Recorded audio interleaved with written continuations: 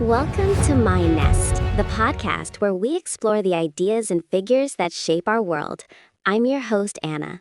And I'm Jack. Today, we're looking at the life and legacy of Dr. B.R. Ambedkar, a person whose story shows how powerful knowledge can be. That's right, Jack. When we discuss social justice, law, and education in modern India, his name comes up often. However, many of our listeners might not know his story as well as they should.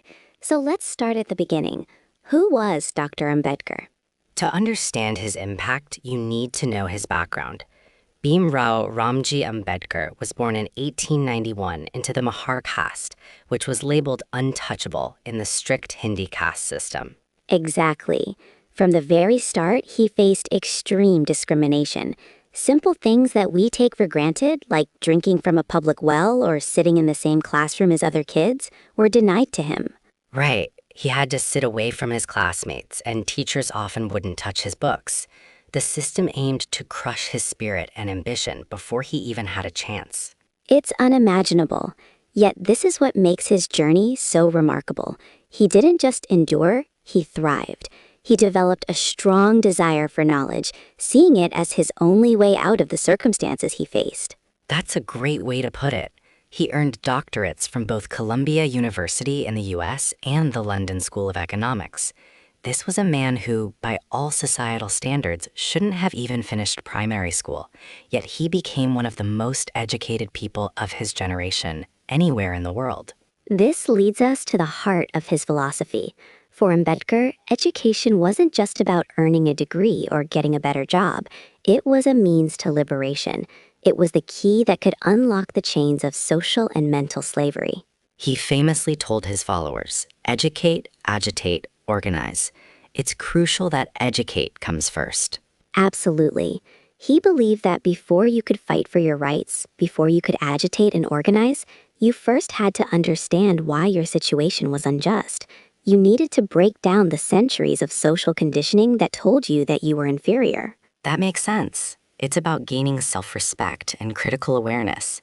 Education gave people the tools to question the status quo, to see the caste system not as a divine order, but as a man-made system of oppression. Exactly. It's about moving from being a passive victim to being an active agent of your own fate. He wrote, "The backward classes have come to realize that after all, education is the greatest material benefit for which they can fight." He viewed it as a basic right, essential for true citizenship. And this wasn't just theory to him. His own life proved it. His deep education in law, economics, and political science prepared him to take on his most important role, the chairman of the drafting committee for the Indian Constitution. Right. He became the chief architect of the Constitution for a newly independent India. Just think about the irony in that. The man who was denied the chance to sit in a classroom went on to write the rulebook for a nation of hundreds of millions. It's impressive. You can see his philosophy reflected throughout the document. He established principles of social democracy, guaranteeing basic rights for all citizens, regardless of caste, creed, or gender. He was also a key force behind affirmative action policies, ensuring reservations in government jobs and educational institutions for scheduled castes and tribes. He understood that just declaring equality on paper wasn't enough. You needed to create systems to level the playing field. This brings us to today. Why is Ambedkar's message about education so important, more than 60 years after his death? Because the struggle he fought for is still ongoing. Access to quality education remains one of the biggest factors determining a person's life chances, not only in India, but worldwide. Social hierarchies may look different, but the underlying principle has not changed. Right. Education remains the most powerful engine for social mobility. It allows individuals to escape generational cycles of poverty and discrimination. It enables communities to advocate for themselves and fully participate in democracy. It truly does. The life of Dr. Ambedkar offers a timeless and universal lesson. It teaches us that knowledge doesn't just inform, it transforms. It is the ultimate act of defiance against oppression and the cornerstone for building a fair and just society. A perfect summary.